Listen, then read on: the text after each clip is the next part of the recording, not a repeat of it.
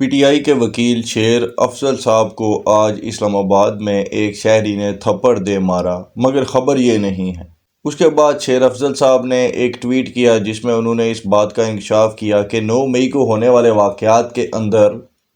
فیصل آباد میں ایک ایف آئی آر درج کی گئی تھی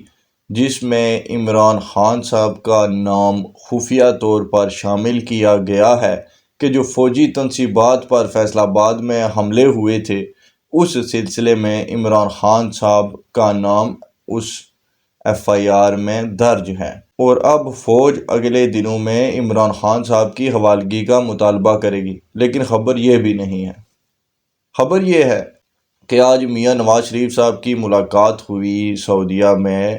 کراؤن پرنس اور سعودیہ کے وزیر اعظم محمد بن سلمان کے ساتھ۔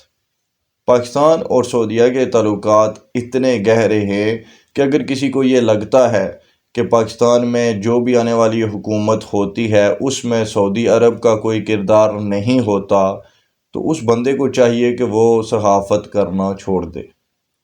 یہ تو بہت ہی پرانا تعلق ہے سعودیہ اور پاکستان کا۔ ہمیشہ ہی پاکستان میں حکومتیں بنانے میں سعودیہ کا کلیدی کردار رہتا ہے، کیونکہ بھائی ہمیں وہاں سے ساری انویسٹمنٹ آتی ہے، ہم ان کو سیکیورٹی فراہم کرتے ہیں اور وہ ہمیں بدلے میں بہت ساری انویسٹمنٹ پاکستان میں کرتے ہیں اور بہت طرح کی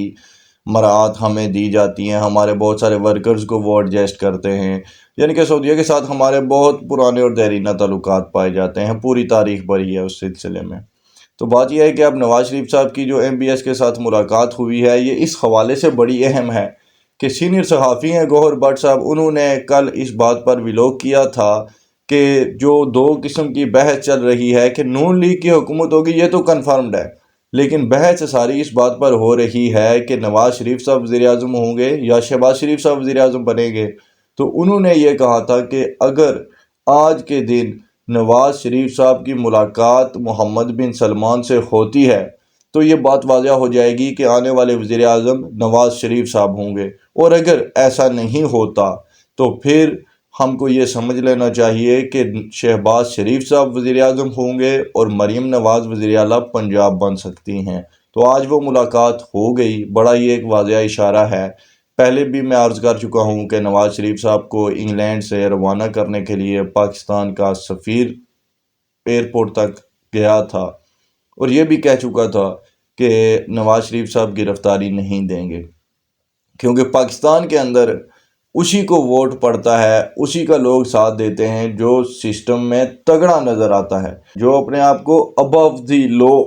ثابت کرتا ہے، وہی اس ملک میں وزیر اعظم بنتا ہے۔ اب یہ باتیں اپنی جگہ پر ہیں کہ ایسا نہیں ہونا چاہیے، لا اینڈ آرڈر ہونا چاہیے، آئین کی پاسداری ہونی چاہیے، پاکستان میں قانون نام کی کوئی چیز نہیں ہے۔ تو جب یہ مقدمات بنے تھے میاں نواز شریف صاحب پر، وہ کون سے قانونی طریقے سے بن گئے تھے جی؟ جب ان کو جیل میں رکھا گیا تھا وہ کون سے قانون کے تحت رکھا گیا تھا؟ یہاں پر ہر چیز جو ہے وہ مینجڈ ہوتی ہے۔ ابھی ہماری یہ جو احتساب عدالت ہے جس نے بھی ان کو ضمانت کی جو ہے وہ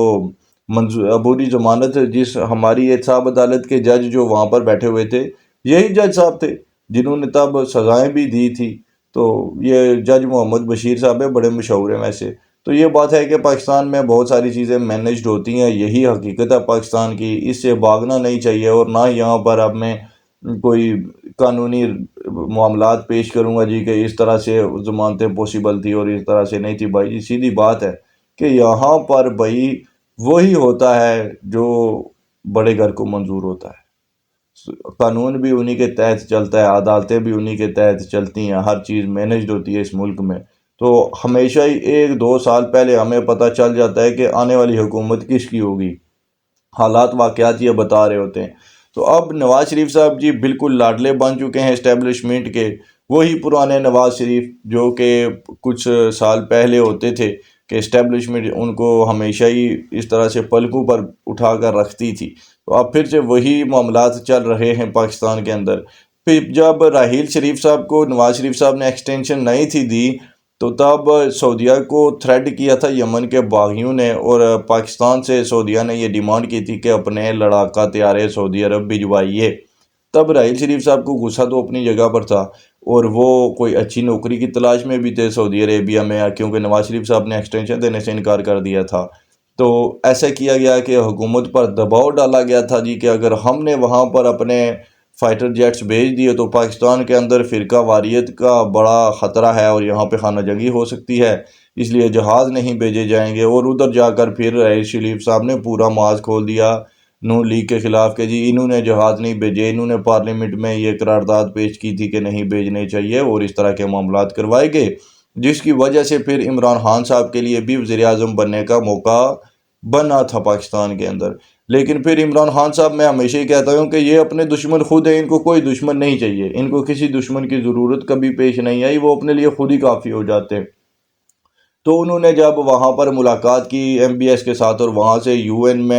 یو این کے اجلاس میں شرکت کے لیے امریکہ گئے، تو جو ایم بی ایس نے اپنا خصوصی طیارہ بھیجا تھا اس کے اندر بیٹھ کر عمران خان صاحب نے اس کی میمیکری کی محمد بن سلیمان کی، اور ساتھ یہ کہا کہ جب وہ باتیں کر رہا تھا تو میرا دل کر رہا تھا میں اس کو تھپڑ جاڑ دوں۔ تو بھائی آپ اسی کے جہاز میں بیٹھے ہو، آپ کس غلط فہمی میں مبتلا تھے کہ اس تک یہ باتیں نہیں پہنچیں گی؟ اگلے نے وہاں پر جا کر جب ان کو اتارا تو جہاز بھی واپس منگوا لیا تھا، اور وہاں تبھی کے حالات جو ہیں وہ خراب ہو گئے تھے عمران خان صاحب کے، وہ تو پوری دنیا کے ساتھ ہی انہوں نے خراب کروائے تھے ویسے